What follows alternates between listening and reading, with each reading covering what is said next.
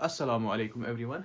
तो कल जो है हम लोग न्यूक्लिक एसिड्स का एक पार्ट यानी कि डीएनए पूरी तरीके से ख़त्म कर चुके हैं, जिसमें हमने ना सिर्फ न्यूक्लिक एसिड्स न्यूक्लियोटाइड्स वगैरह देखे, बल्कि हम लोगों ने पूरी तरीके से डीएनए के स्ट्रक्चर को देखा, उसको समझा, उसके फंक्शंस को किसी हद तक समझा। ठीक है, तो अभी जो है सब बायोमोलिक्यूल्स के जो है एज टॉपिक अगर मैं कहूँ कि फंक्शंस अभी बचते हैं, तो वो मैं इंशाल्लाह उनका मैं एक लेक्चर लूंगा जिसमें मैं सब बायोमोलिक्यूल्स का एक एक करके उनके फंक्शंस को डिस्कस करूंगा और वहां पे हमारा चैप्टर खत्म हो जाएगा।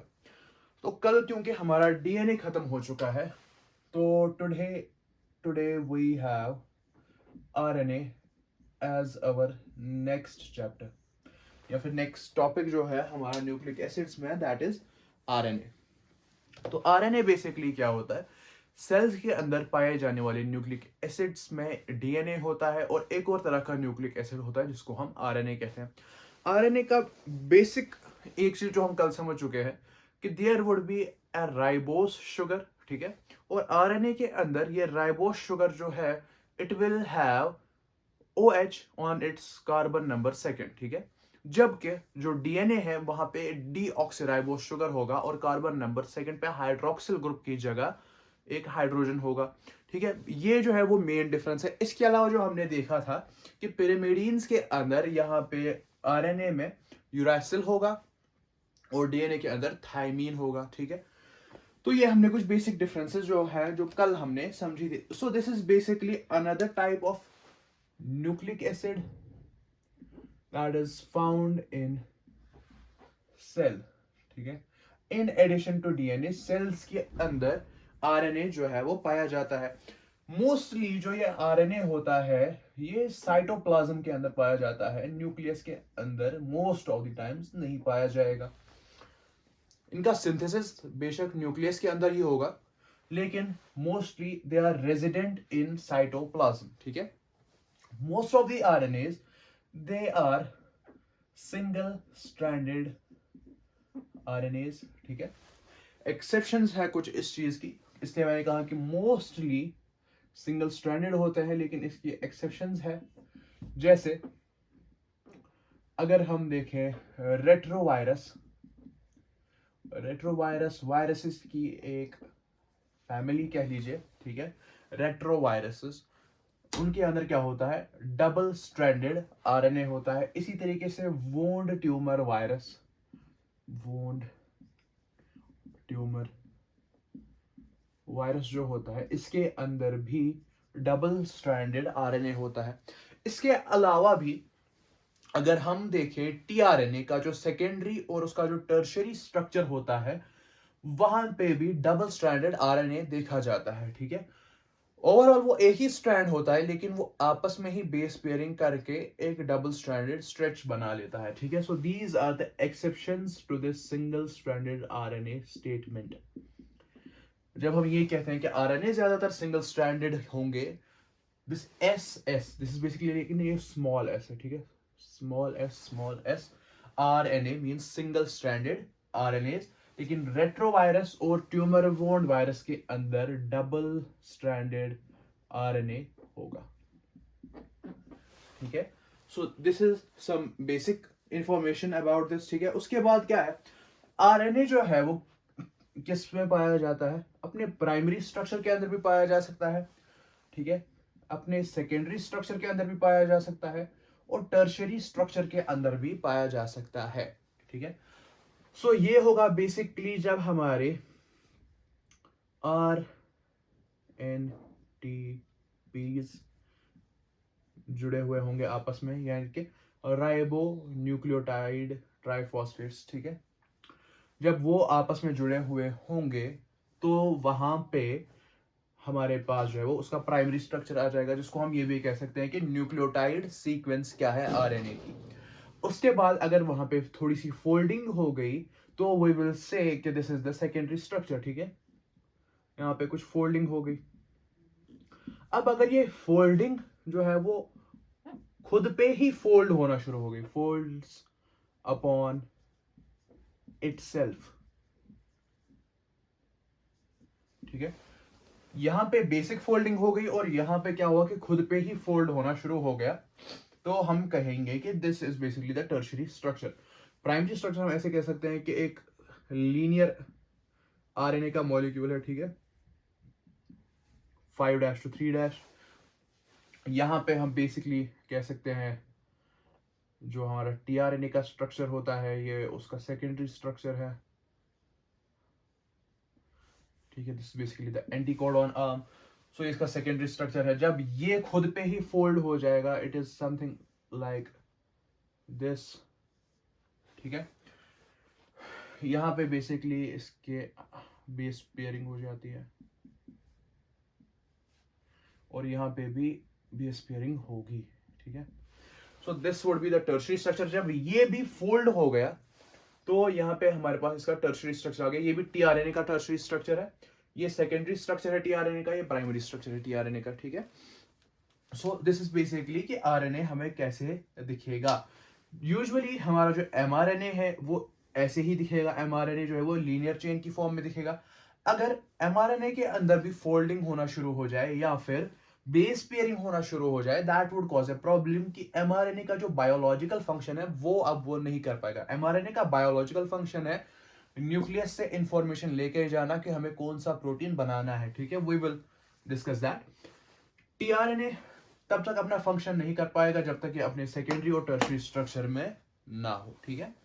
इसके अलावा जो है हमारे पास राइबोसोमल आरएनए है, दैट आल्सो फोल्ड्स, ठीक है। वो भी अलग अलग स्ट्रक्चर्स के अंदर पाया जाता है, वो हम अभी देख लेंगे। Then we will study RNA, ठीक है। So this was basically about RNA.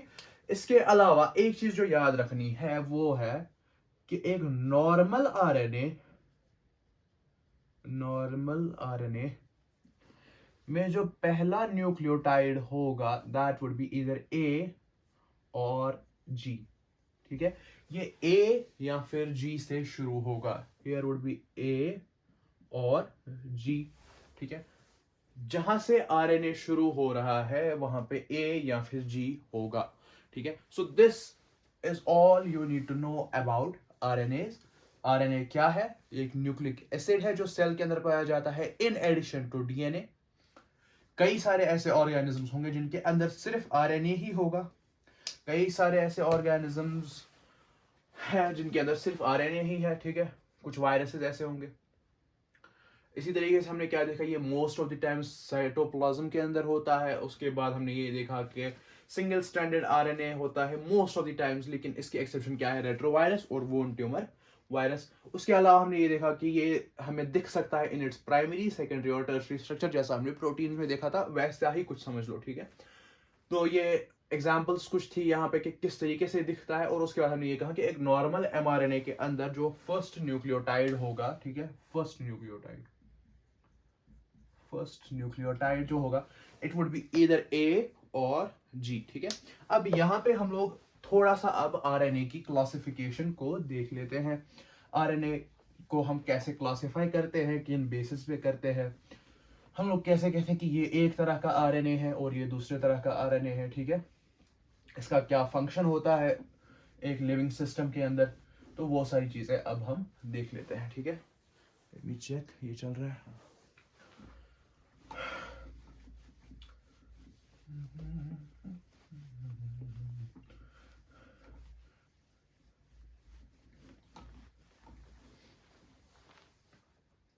देखो आरएनए जो है ना, ये बेसिकली एक्चुअल में दो तरह का होता है, ठीक है। दिस इज समथिंग जो मैंने इस फील्ड के कुछ एक्सपर्ट्स से ये बात सुनी है, सीखी है कि आरएनए एक्चुअल में दो टाइप्स का होता है। कॉलेज के अंदर मेरा जब वाइवा था मॉलिक्यूलर बायोलॉजी का, और जब मैंने तब कहा था कि आरएनए दो टाइप्स का होता है तो टीचर ने हंस दिया था मुझ पे, ठीक है। तो जस्ट ये एक बात याद रख लो कि आरएनए मेनली दो तरह का होता है। One is coding RNA and another is non coding RNA. Coding RNA basically वो आरएनए है जिससे प्रोटीन बनेगा। नॉन कोडिंग आरएनए बेसिकली वो आरएनए है जिससे प्रोटीन नहीं बनेगा। हाँ, ये प्रोटीन के बनने में हेल्प कर सकते हैं, लेकिन ये जो है वो प्रोटीन की सीक्वेंस को डिटरमाइन नहीं करेंगे, प्रोटीन की सीक्वेंस को कोड नहीं करेंगे, ठीक है। तो कोडिंग mRNA के अंदर हमारा आता है mRNA, और बाकी के जो RNAs है वो यहाँ आ जाते हैं नॉन कोडिंग में, जो है वो यहाँ आ जाता है रेस्ट RNAs। ठीक है, तो RNA दो तरह का होता है, या तो कोडिंग होगा या तो नॉन कोडिंग। यहाँ पे मैं जो है एक बात बता देता हूँ जो हमें पढ़नी है क्लास 12th में, ठीक है, सेंट्रल डोगमा जब हम पढ़ेंगे। मोस्ट ऑफ द ऑर्गेनिजम्स के अंदर, जिनके अंदर डीएनए जो है as the primary genetic material काम कर रहा है, ठीक है, दिस इज द डीएनए। इस डीएनए से क्या होगा, इस डीएनए की होगी ट्रांसक्रिप्शन और वहां से बनेगा आरएनए, ठीक है, एमआरएनए बन गया। इस एमआरएनए की होगी ट्रांसलेशन और हमारे पास जो है एक प्रोटीन बन जाएगा, ठीक है। डीएनए से आरएनए, आरएनए से protein, this is called transcription,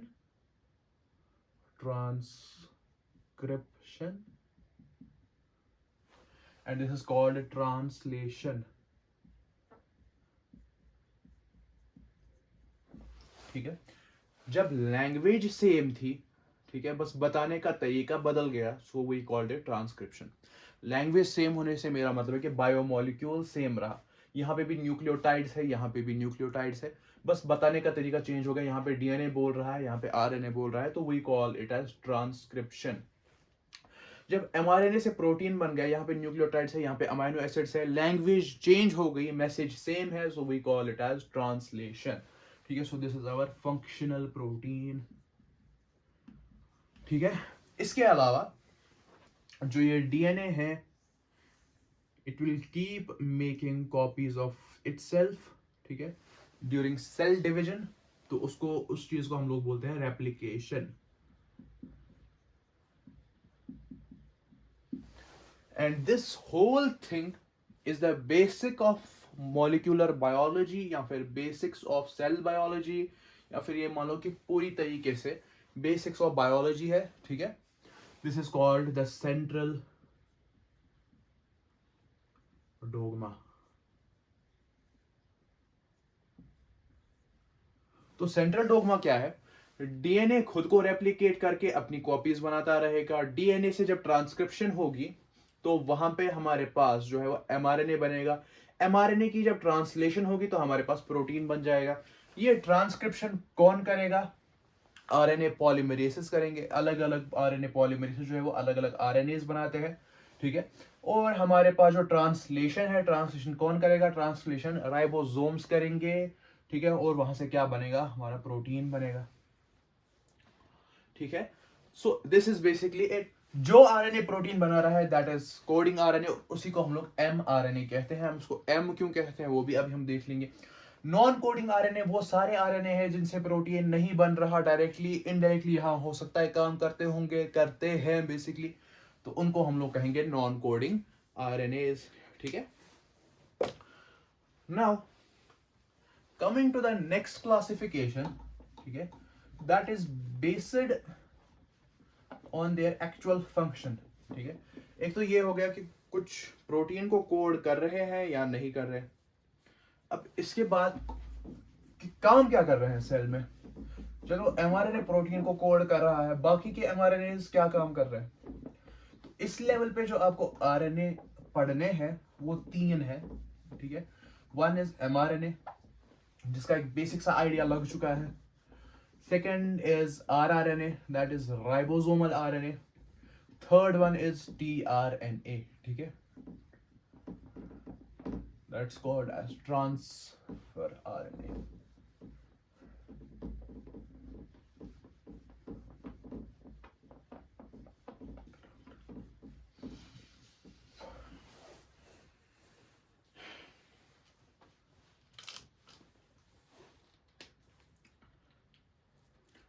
तो हमारे जो है वो तीन तरह के आरएनएज हैं जो हमें देखने हैं। फर्स्ट वन इज एमआरएनए, ठीक है। एमआरएनए को हम लोग मैसेंजर आरएनए भी कहते हैं, मैसेंजर आरएनए। इसके बाद हम लोगों को देखना है दैट इज कॉल्ड tRNA या sRNA, ठीक है। sRNA is soluble RNA, tRNA is transfer RNA, ठीक है। इसके बाद जो हमें देखना है that is rRNA, that is ribosomal RNA।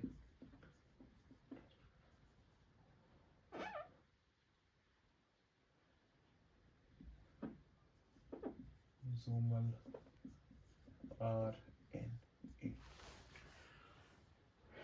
तो सबसे ज्यादा जो सेल में पाया जाता है कंटेंट के हिसाब से, कंसंट्रेशन के हिसाब से, दैट इज rRNA, उससे कम tRNA, उससे कम mRNA, ठीक है। दैट वाज द रीजन कि मैंने उसको ऐसे सीक्वेंस में लिखा। अब कितना होता है वो हम अभी देख लेंगे, या फिर यहीं पे देख लेते हैं। This is basically 2 to 5%. This is somewhere around 10 to 20%. This is near about 80% of the total cellular RNA. Cell के अंदर जो टोटल RNA है उसका 2 to 5% ऑलमोस्ट मैसेंजर RNA बना रहा है, और soluble RNA या फिर tRNA जो है वो हमारा जो है वो 10 to 20% बना रहा है, और rRNA जो है वो 80% बना रहा है, 80% बना रहा है, ठीक है।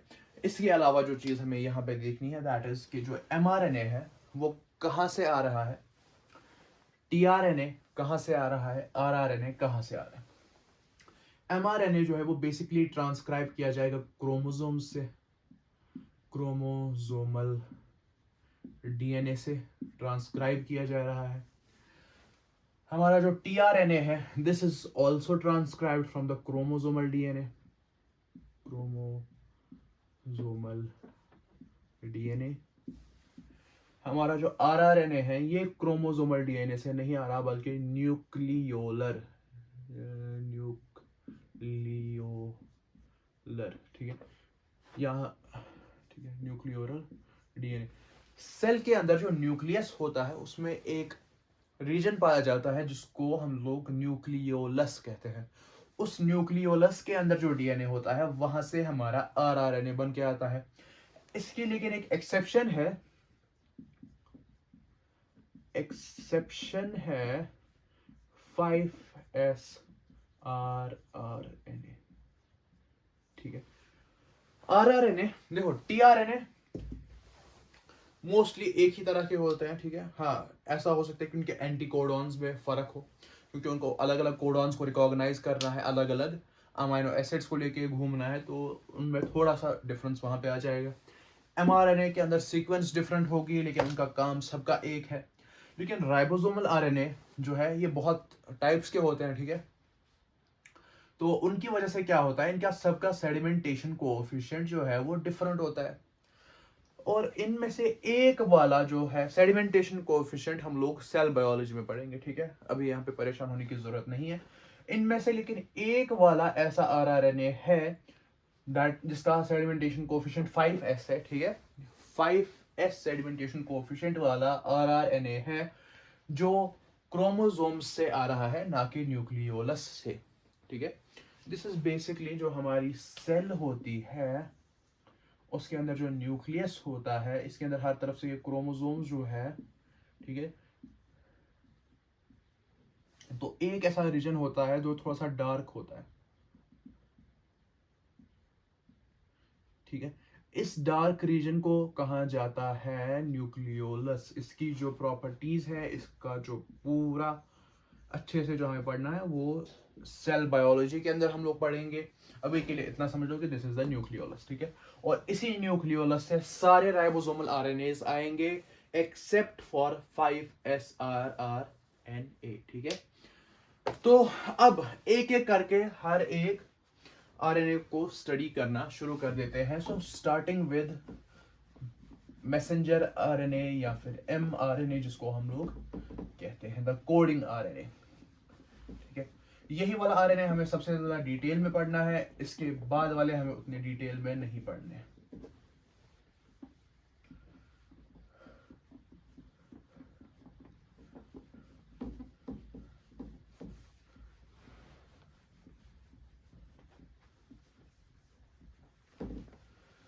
तो हमारा जो अब टॉपिक आ रहा है that is mRNA also known as messenger RNA. ठीक है, इसको जो है वो मैसेंजर आरएनए नाम दिया था जेकब एंड मोनार्ड ने। जेकब एंड मोनार्ड ने इसको नाम दिया था मैसेंजर आरएनए का। ठीक है, ये almost 2 to 5% of the total RNA जो सेल के अंदर होगा, ठीक है, सेलुलर आरएनए, उसका 2 to 5% जो है वो हमारा mRNA होता है। मतलब कम ही होता है, उतना ज्यादा नहीं होता। ठीक है, इसका सेडिमेंटेशन कोएफिशिएंट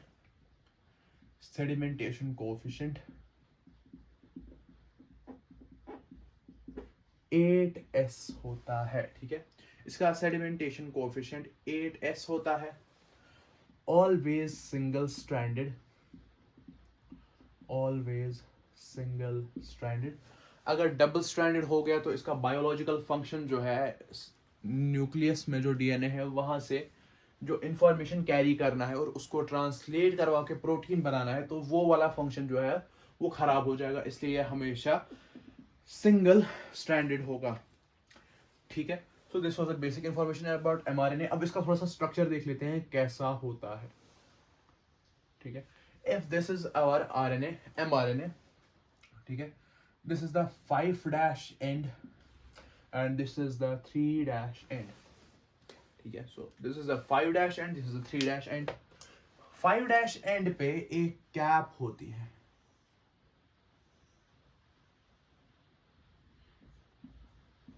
इसको हम लोग 5' कैप कहते हैं।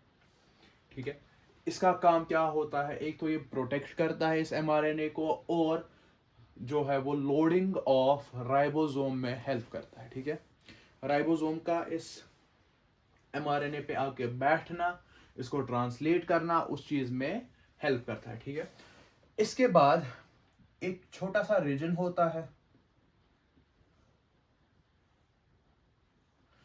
इस रीजन का नाम हम लोग देते हैं 5' UTR। ठीक है, सिमिलरली 3' एंड पे भी एक छोटा सा रीजन होता है जिसको हम लोग नाम देते हैं 3' UTR। 5' UTR का मतलब होता है 5' वाले साइड से untranslated region. Similarly 3' UTR would be 3' वाले साइड से हमारा अनट्रांसलेटेड रीजन, और इस 5' और 3' के बीच में हमारा होता है ORF। ठीक है, ORF, जिसको हम लोग ओपन रीडिंग फ्रेम भी कहते हैं। ठीक है, so there is ORF, open reading frame, जिसके अंदर जो हमारा पहला कोडॉन होगा, कोडॉन इज बेसिकली 3 न्यूक्लियोटाइड्स जो एक अमाइनो एसिड को कोड करेंगे, उसको हम लोग कोडॉन कहते हैं। हमारा जो स्टार्ट कोडॉन होता है दैट इज AUG। ठीक है, तो AUG is our start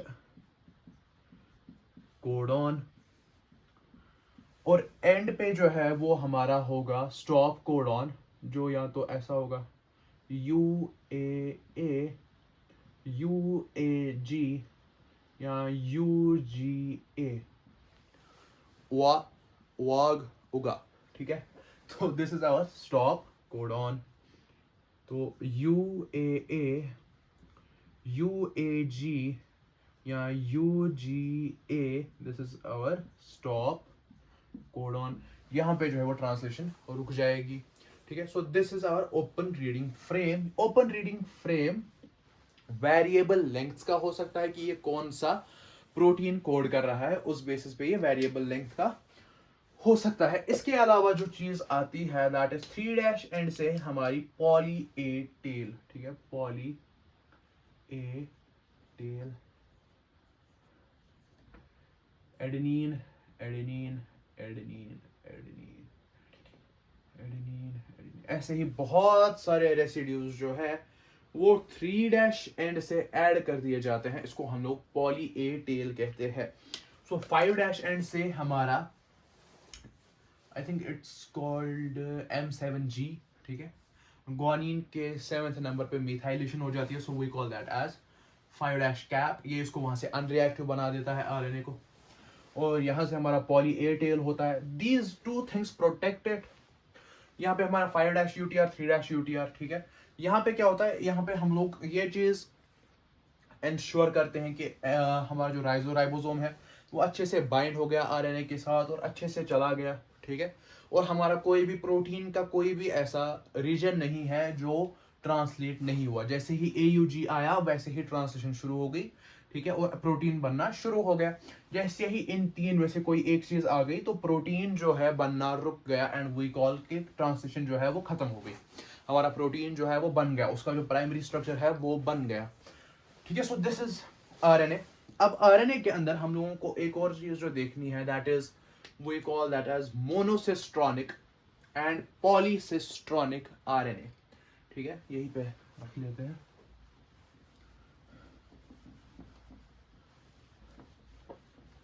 I know ये मॉलिक्यूलर बायोलॉजी का थोड़ा सा पार्ट है, लेकिन अभी यहाँ पे क्योंकि न्यूक्लिक एसिड्स पढ़ रहे हैं, so I am counting it with this, और इसी के साथ ये खत्म कर रहा हूँ, ठीक है।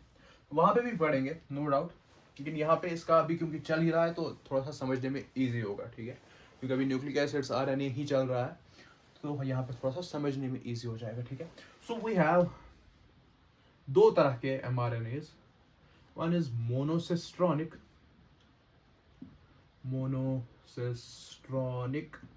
और पॉलीसिस्ट्रॉनिक एमआरएनए, ठीक है।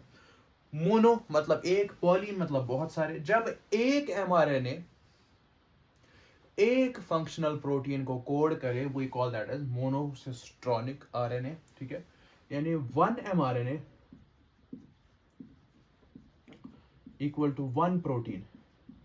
एक एमआरएनए से एक प्रोटीन बन रहा है, we call that as monocistronic mRNA.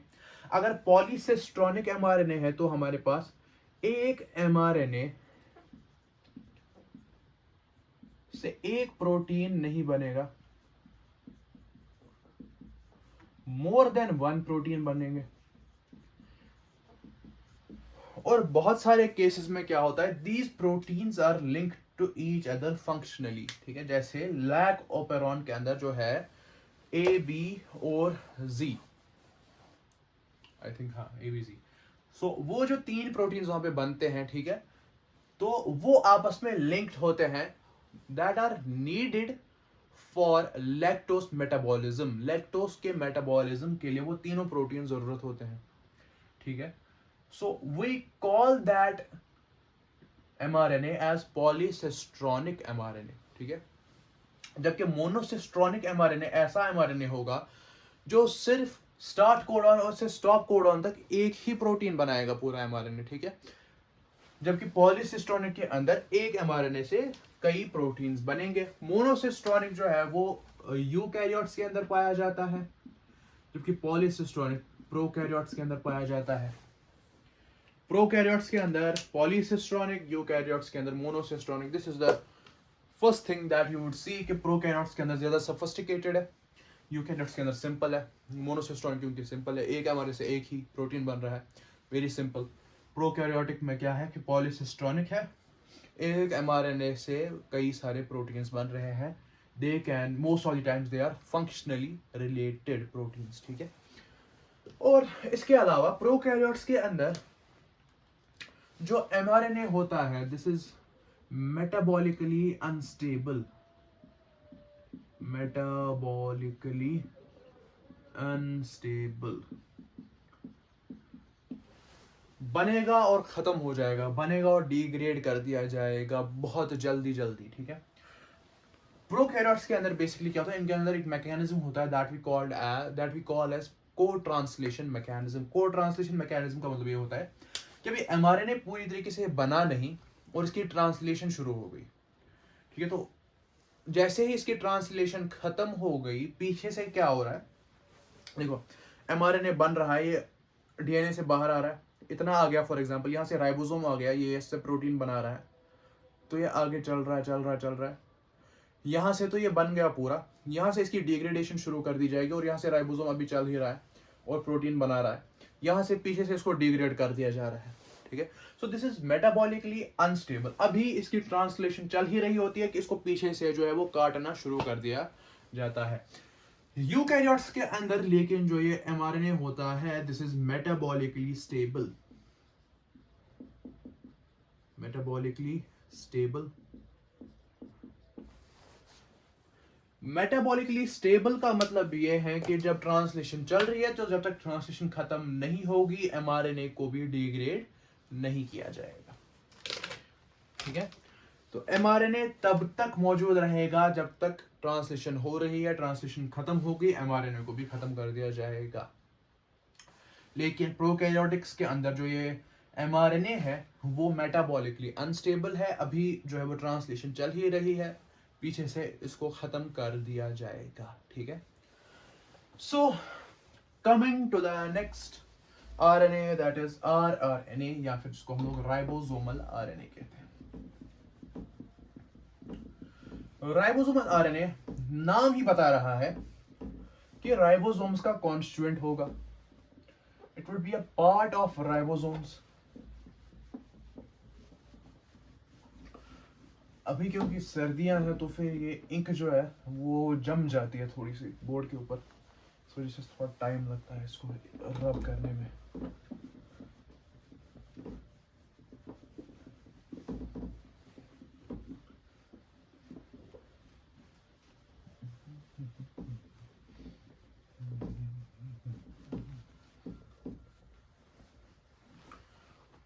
So coming to the next, that is rRNA. rRNA,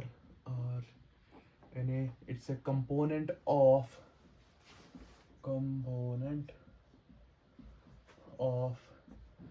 ribosomes, ठीक है। राइबोसोम्स बेसिकली क्या होते हैं, ये प्रोटीन्स होते हैं और कुछ आरएनएस होते हैं, जिन आरएनएस को हम लोग rRNA कहते हैं। These constitute around 80% of the total RNA present in the cell, ठीक है।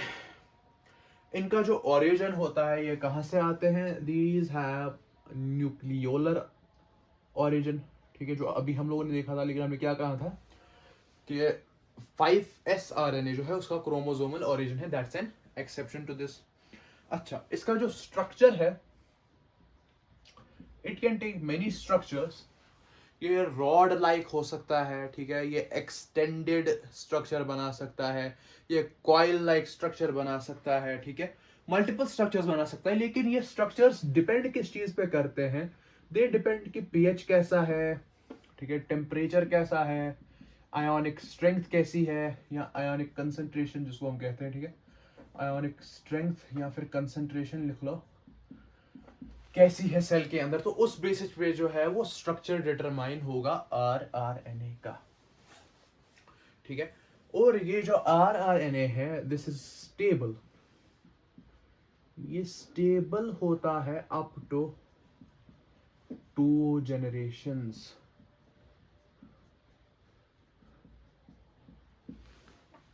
एक जनरेशन के अंदर आरआरएनए बन गया, ये दूसरी जनरेशन को भी चल जाएगा कुछ देर के लिए, ठीक है। और फिर जब तीसरी जनरेशन बनानी पड़ेगी, यानी कि सेल को फिर से डिवाइड होना पड़ेगा, so now we need another rRNA, ठीक है। अब इसके बाद जो हमारा नेक्स्ट आता है, दैट इज टीआरएनए, ठीक है, टीआरएनए। टीआरएनए जो है वो ऑलमोस्ट 10 से 20% तक का होता है, 10 से 20%, ठीक है। इनका काम क्या होता है, बेसिकली ये अमाइनो एसिड्स को लेके आते हैं और कहाँ पे, राइबोसोम पे, और राइबोसोम से फिर वो प्रोटीन्स की शक्ल में बाहर आ जाते हैं, ठीक है। इनका जो सेडिमेंटेशन कोएफिशिएंट होता है, sedimentation coefficient, that is 3.8s, हाँ 3.8s, 8s। RRNA का हमने सेडिमेंटेशन कोफिशिएंट क्यों नहीं बोला, क्योंकि RRNA के जो अलग अलग RRNA होते हैं उनका सेडिमेंटेशन कोफिशिएंट अलग अलग होगा, ठीक है। यूजुअली जो ये tRNA होता है, this is 73 to 93 nucleotide long हो सकता है, ठीक है। 73 to 93 न्यूक्लियोटाइड्स तक का लॉन्ग हो सकता है। एक खास तरह का tRNA होता है जिसको हम लोग इनिशिएटर tRNA कहते हैं। इनिशिएटर tRNA का काम क्या होता है, जो सबसे पहला अमाइनो एसिड होगा जिसको जाके लगना है, ठीक है, किसमें, प्रोटीन की सीक्वेंस में जो सबसे पहला अमाइनो एसिड होगा वो कौन लेके आएगा, इनिशिएटर tRNA। कहां पे लेके आएगा, जो हमारी इनिशिएशन सीक्वेंस है mRNA की, उसके साथ इसका एंटी कोडॉन मैच कर जाएगा। वहां पे AUG है, इसका जो एंटी कोडॉन है वो उसके कॉम्प्लीमेंट्री होगा और ये जो है अपना पहला tRNA वहां पे लगा देगा। इसके अलावा tRNA का एक फंक्शन होता है, दैट इज एक्टिवेशन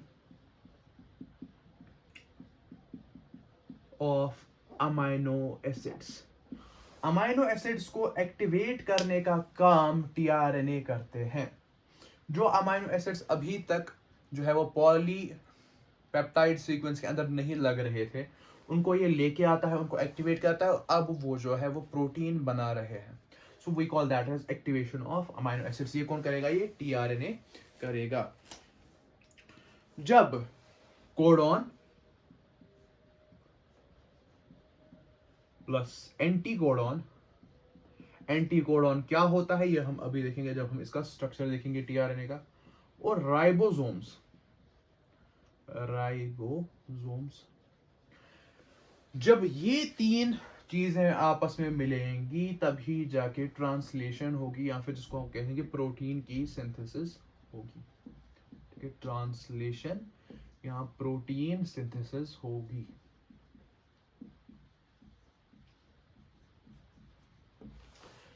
अच्छा, तो जब कोडॉन, एंटीकोडॉन और राइबोसोम्स मिलेंगे तभी जाके हमारी जो है वो ट्रांसलेशन या फिर प्रोटीन सिंथेसिस होगी। तो अब इसका थोड़ा सा स्ट्रक्चर देख लेते हैं।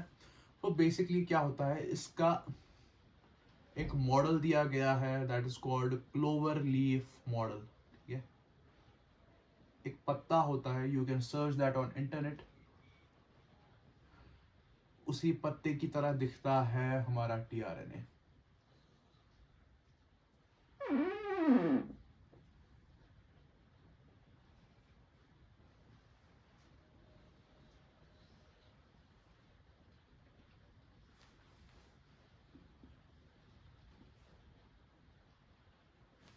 हमने क्या कहा था कि tRNA यूजुअली जो है वो सिंगल स्ट्रैंडेड होते हैं, लेकिन ये जो tRNA है, हमने कहा था कि RNA यूजुअली सिंगल स्ट्रैंडेड होते हैं, लेकिन ये tRNA कहीं कहीं जगह पे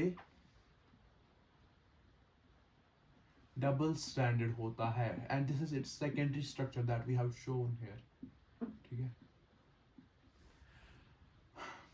यहाँ पे इसका एंटीकोडॉन होगा। एंटीकोडॉन में क्या होगा, बेसिकली कुछ जो है वो न्यूक्लियोटाइड्स होंगे, ठीक है। यहाँ पे एक न्यूक्लियोटाइड होगा, यहाँ पे दूसरा न्यूक्लियोटाइड होगा, यहाँ पे तीसरा न्यूक्लियोटाइड होगा, and these three nucleotides would be complementary to that of the codon, ठीक है। कोडॉन जो हमारा mRNA के ऊपर है, ठीक है। फॉर एग्जाम्पल यहाँ पे कोडॉन है, ये हमारा mRNA है, और इसके ऊपर हमारे 3 न्यूक्लियोटाइड्स है, ठीक है। एंटी स्टार स्टार स्टार, ठीक है। तो इन 3 के साथ जो बेस पेयरिंग कर सकता है, फॉर एग्जांपल अगर यहाँ पे A है तो यहाँ पे U होगा, यहाँ पे अगर U है तो यहाँ पे A होगा, यहाँ पे अगर G है तो यहाँ पे C होगा। इसी तरीके से हम कहते हैं कि if this is the codon, this would be the anticodon, जो इसके साथ कॉम्प्लीमेंटैरिटी शो करेगा, ठीक है। और यहाँ पे क्या होगा, यहाँ पे ये अपना अमाइनो एसिड लेके आएगा, ठीक है। सो इसको हम लोग कहते हैं एंटीकोडॉन साइट, एंटीकोडॉन साइट। ये जो इसकी आर्म है तो इसको हम लोग कहते हैं अमाइनो एसिड बाइंडिंग साइट, ठीक है। तो this is the amino acid binding site, ठीक है, अमाइनो एसिड बाइंडिंग साइट। ये वाली जो है दिस इज राइबोसोम, राइबोसोम और रिकॉग्निशन साइट, ठीक है। इसको थोड़ा सा मिटा देते हैं यहां से।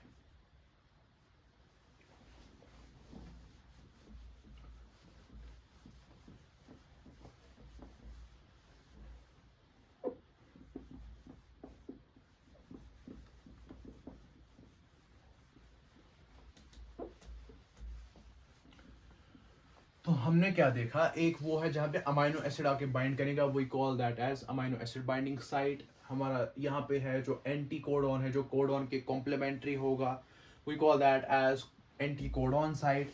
राइबोसोम को रिकॉग्नाइज करने वाली जगह we call that as ribosome recognition site. ये जो यहाँ पे छोटा सा बार निकला हुआ है we call this as the variable arm, के वेरिएबल आर्म। इसी तरीके से हमारा जो ये है यहाँ पे we call this as synthetase, synthetase site, ठीक है। इनका फंक्शन क्या है क्या नहीं है उसमें अभी जाने की जरूरत नहीं है, अभी बस इतना समझ लो कि हमारा जो टीआरएनए है वो कॉम्प्लीमेंट्री होगा कोडॉन के और लेके आएगा एक्टिवेटेड अमाइनो एसिड, जो दूसरे अमाइनो एसिड के साथ पेप्टाइड बॉन्ड बनाएगा और we will have our polynucleotide chain that would be polypeptide chain that would be formed, और वहां से हमारा प्रोटीन बनेगा, उसका प्राइमरी स्ट्रक्चर बनेगा, फिर सेकेंडरी, फिर टर्शरी, अगर जरूरत पड़ी तो क्वाटर्नरी स्ट्रक्चर भी बन जाएगा, ठीक है। So this was all about RNA that you need to know at this level, ठीक है। हो सकता है थोड़ा लेवल से ज़्यादा चला गया हो सकता है कुछ चीज़ ऐसी हो जो 12th में पढ़नी थी, ठीक है। लेकिन क्योंकि यहाँ पे कंटिन्यूएशन चल रही है अभी, और मैंने पहले दिन से ही यही कहा है कि मैं कोई सिलेबस ओरिएंटेड कुछ ज़्यादा नहीं चलूँगा, मैं कंसेप्ट ओरिएंटेड चलूँगा, जहाँ पे मुझे लगेगा कि this concept should be here, अगर वो 12th का हो तो मैं वो आगे लेके आऊँगा, ठीक है। तो यहाँ पे हमारा आरएनए ख़त्म होता है। अब कल एक तो हमारा प्राइमरी और सेकेंडरी मेटाबोलाइट्स बचता है, उसके अलावा मैं एटीपी पढ़ाने वाला हूँ क्योंकि वो भी न्यूक्लियोटाइड्स के रिलेटेड ही है, ठीक है। दैट्स बेसिकली एडेनोसिन ट्राइफॉस्फेट, ठीक है, एडेनिन अलोंग विद 3 फॉस्फेट्स, ठीक है, attached to the ribose sugar, that's what we call ATP, ठीक है। तो वो मैं लेके आऊँगा कल इंशाल्लाह। उसके अलावा जो है वो हर एक हमारा जो बायोमोलिक्यूल है उसकी क्या फंक्शन है बायोलॉजिकली, उसकी क्या बायोलॉजिक फंक्शन है, तो वो चीज़ हम लोग जो है वो इंशाअल्लाह कल देखेंगे, ठीक है। तो तब तक के लिए पढ़ते रहिए, मेहनत करते रहिए, ऑल द वेरी बेस्ट। आज का लेक्चर काफ़ी शॉर्ट हो गया। अस्सलाम वालेकुम, ठीक है।